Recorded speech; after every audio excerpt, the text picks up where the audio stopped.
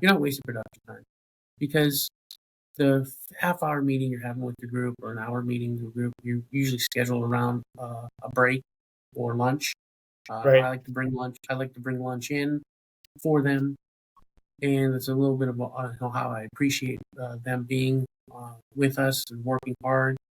And then you keep them updated. Maybe the prior management group never did that, kept them in the dark, so to speak. That's just not our style. That's not my style with RED. That's not my style with other companies that I have, including Douglas Fairness.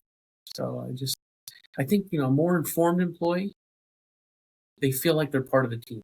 The hardest thing is to have a worker to make him feel like an owner when he's not an owner. But when Right. you do that, when you accomplish that, you've been successful.